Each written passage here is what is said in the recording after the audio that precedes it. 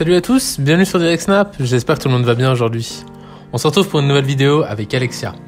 Elle sort du silence pour la première fois après l'accouchement de son troisième enfant. C'est un petit garçon prénommé Camille. Elle raconte tous les détails de son accouchement et les complications qu'elle a subies.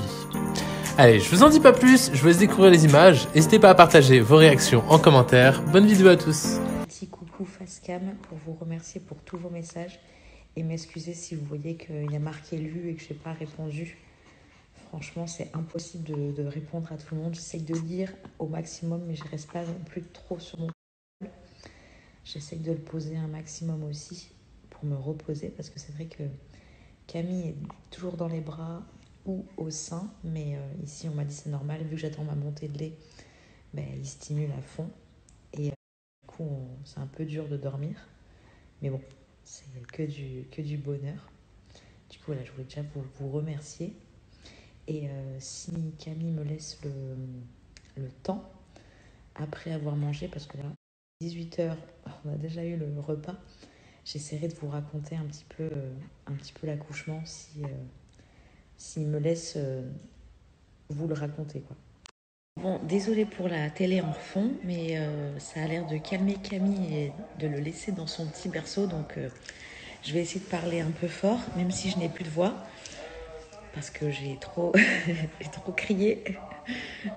Je vous raconte un peu l'accouchement, et désolée pour le filtre, mais je me sens tellement fatiguée, cernée, je suis toutes les couleurs, verte, jaune, enfin bref, je vous raconte l'accouchement un peu express.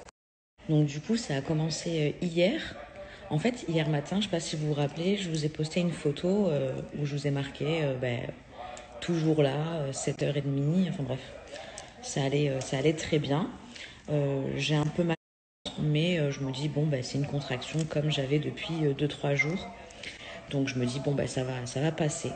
Je me remets dans le lit un peu avec les filles et là, je sens que j'ai des contractions, mais j'arrive pas à savoir si c'est une vraie contraction de travail ou si c'est juste une contraction comme ça. Et ma sage-femme m'avait bien montré comment bien respirer. Elle m'avait dit de bien prendre des petites inspirations et de faire des longues expirations. Donc vraiment bien tout souffler par la bouche. En fait, pendant que j'avais mal, je faisais cette respiration. Et du coup, la contraction, je la sentais, mais pas tellement, quoi. Je la gérais trop bien, en fait. J'avais pas forcément mal. Et comme j'avais pas mal, je me disais, c'est peut-être pas ça. Comme c'était pas forcément trop douloureux, ça faisait mal quand même, mais c'était pas non plus trop douloureux et c'était surtout gérable. Je me suis dit, bon, c'est pas ça. Mais je vais quand même contrôler, voir tous les combien ça laisse passer. Et j'avais des contractions toutes les heures, toutes les 40 minutes, toutes les 30 minutes. Des fois, c'était tous les quarts d'heure. Des fois, c'était ça repartait sur 30 minutes. C'était tellement irrégulier que je me suis dit, c'est pas possible, c'est pas un vrai travail, c'est voilà. Et bref, passent les heures et tout, 10h, 11h. Et en fait, la matinée, je ne pouvais pas m'asseoir sur le canapé ni m'allonger. Dès que je m'allongeais sur le canapé ou dès que je m'asseyais, j'avais très mal au ventre, au dos. Donc je me disais, je suis pas bien assis, je suis pas bien. Je vais un peu marcher dans la maison, enfin voilà, je vais rester debout. Donc je faisais ma vie dans la maison, voilà, j'ai rangé comme d'hab. Avec Stéphane, on a plié les draps, j'ai fait une machine, enfin bref, j'ai fait ma vie. Mais de temps en temps, j'avais cette contraction. Alors du coup, il fallait que je marche, je la fasse. Donc je respirais bien. Et en fait, au bout d'un moment, quand on chronométrait avec Stéphane, on voyait que c'était toutes les 10 minutes. Et on s'est dit, bon, on ne sait jamais, on va quand même peut-être aller à la maternité, parce que si c'est ça, vaut mieux les faire contrôler. Et au pire des cas, ils nous feront rentrer à la maison. Et nous, on était persuadés qu'ils nous feraient rentrer à la maison. Donc du coup, de là, je commence à dire aux filles que peut-être que le petit frère va sortir. Donc là, elles étaient surexcitées, elles ont sauté partout, ouais, trop bien et tout. Donc de là, on appelle ma mère qui nous rejoint à la maison pour garder les filles. Et nous, direction la maternité. Et en fait, dans la voiture, déjà les contractions dans la voiture, on est mal calé avec la ceinture et tout, donc j'avais quand même mal. Mais j'arrivais bien à gérer ma respiration. Dans la voiture, les contractions, franchement, c'était pas du tout agréable. Donc quand on est arrivé là-bas, du coup j'avais un peu plus mal quand même. Donc pareil, je continue à bien gérer ma respiration et tout. Et en fait, là, elle me contrôle. Elle dit, en fait, vous êtes dilatée à 8. Donc là, on va passer carrément en salle d'accouchement. Donc j'étais un peu choquée parce que je m'y attendais pas du tout. Enfin, je pensais pas que c'était vraiment maintenant. Et surtout d'être autant dilatée. Donc elle m'a dit, vous avez fait un travail, mais moi je m'en étais pas forcément rendu compte. Et surtout qu'à la maison, j'étais vachement avec les filles parce que voilà, je voulais pas qu'elles se sentent délaissées, tout ça. Louise était malade, et Louise elle voulait pas que je parte, Louise voulait que je reste à la maison. Donc c'était un peu compliqué. J'avais cette boule au ventre de laisser Louise et Margot à la maison sans moi. Bref, direction la salle d'accouchement. Elle me demande comment je vais me mettre. Et en fait, je ne pouvais pas me mettre sur le lit. J'étais trop mal sur le lit. Donc, je voulais absolument soit rester debout, soit être sur le ballon, soit pas sur le lit. Et j'avais toujours pas percé la poche des os. La sage-femme m'explique qu'elle pouvait me la percer et que si elle me la perçait, ça irait beaucoup plus vite. Et à tout moment, je pouvais accoucher là dans les minutes qui allaient suivre. Mais j'avais peur qu'on me la perce. Je sais pas, je voulais qu'elle perce toute seule. Je sais pas, angoisse parce qu'elle m'avait demandé si je voulais accoucher sans péridurale. Je lui avais dit que oui, je voulais accoucher sans péri, mais j'avais très peur et que du coup j'étais un peu stressée. Je savais pas si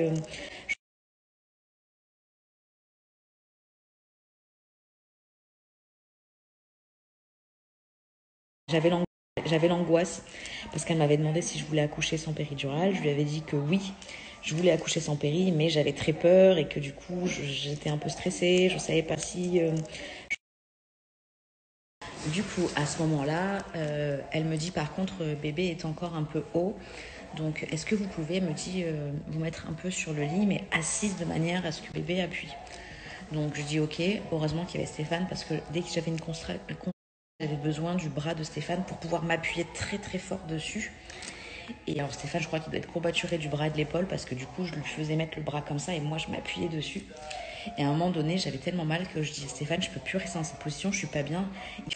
À quatre pattes, j'ai besoin de me mettre à quatre pattes en fait, je ressentais ce besoin de me mettre dans cette position et en fait au moment où j'ai voulu commencer à me mettre, là j'ai senti en moi un ploc comme ça et tout qui a coulé du coup sur le lit, donc j'ai dit oh, je l'ai percé les os et en fait à ce moment là je l'ai senti en fait descendre, il a appuyé en fait au fond et je sentais que ça y est là c'était le moment d'accoucher, donc là de suite on a appelé et de suite on s'est installé pour le faire.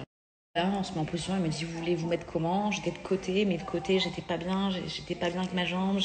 J'ai commencé à stresser, de me dire, oulala, j'ai pas de péridurale, rien. Je me disais, je vais jamais réussir. Enfin, j'étais vraiment dans un gros stress. Finalement, je me suis mise sur le dos. Et de là, en fait, j'ai commencé à pousser. J'ai poussé exactement 13 minutes. Je vous assure que ça m'a paru 1 heure tellement j'avais mal, il faut le dire, hein, j'avais mal. Dès que je sentais en fait qu'il commençait à sortir, ça me faisait mal, ça me faisait pas du bien. J'ai hurlé comme jamais, j'ai tenu tellement fort le bras de Stéphane que j'étais accrochée à son bras avec mes 2 bras. Et en fait, à chaque fois que je poussais, il remontait.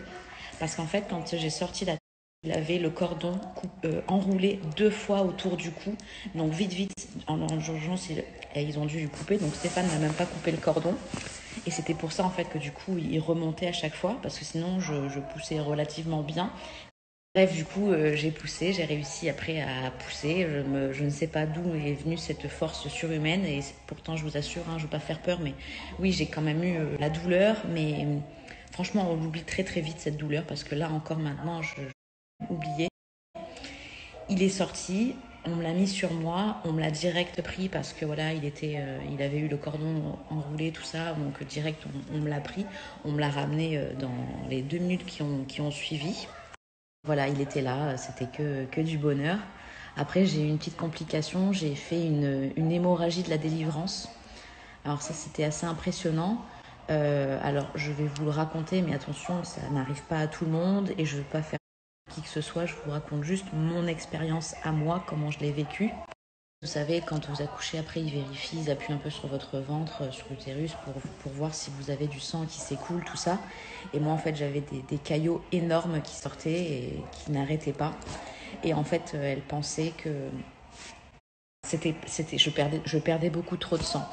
Donc de là, ils ont fait venir le médecin et le médecin m'a dit qu'il devait me faire une révision utérine. Alors je ne savais pas ce que c'était. Elle me dit en fait voilà, on va vous faire une anesthésie comme une péridurale, mais c'était pas une péridurale, c'est moins fort. Et c'est pas pareil, c'est une piqûre aussi dans le bas du dos, mais c'est pas, c'est pas autant que la péridurale, bref.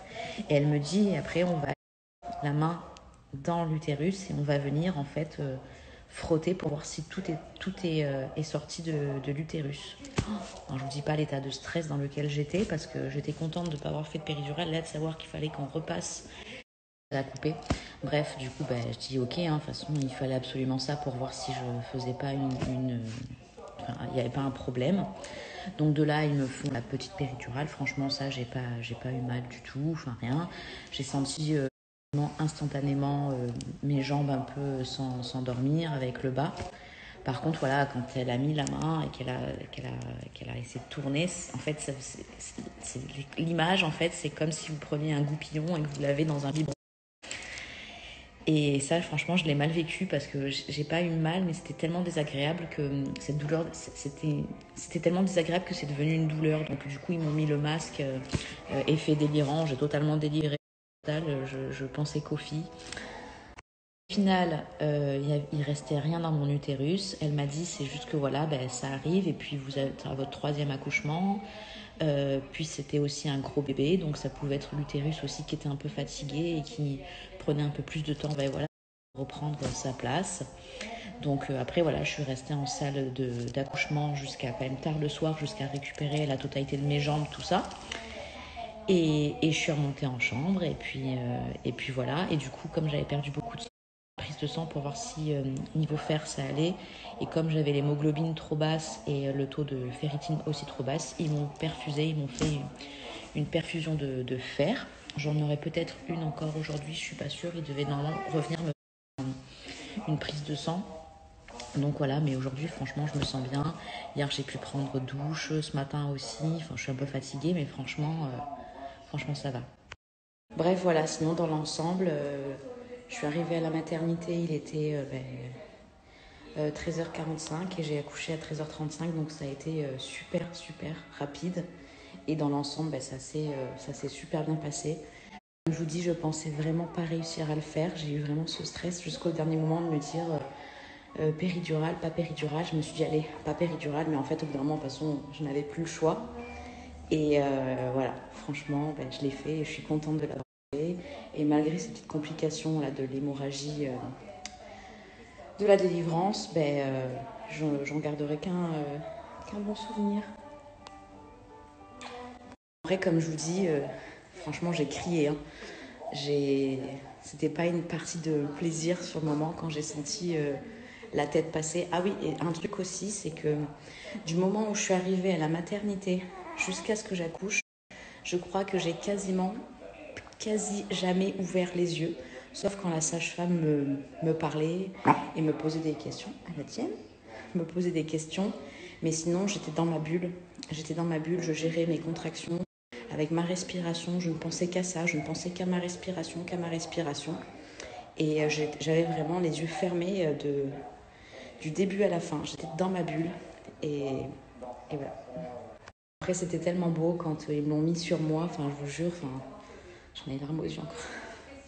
Du coup, là, j'ai demandé une sortie anticipée pour sortir demain. Normalement, ça ne devait pas être accepté parce que quand on fait une hémorragie de la délivrance, c'est pas considéré comme possible. Mais en fait, j'ai perdu moins d'1 litre de sang. J'ai perdu 700 et quelques, ou je ne sais combien, bref, je ne sais plus. Normalement, du coup, c'est bon. Donc, si demain, bébé a fait tous ses petits examens, tout ça, on pourra rejoindre la maison demain. Bref, voilà. J'ai hâte de voir les filles.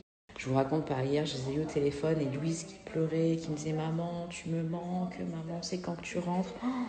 Ça m'a fondu le cœur. Déjà, en partant, Louise ne voulait pas que je parte. Elle était un peu fatiguée, elle avait un peu de la fièvre à cause de sa varicelle.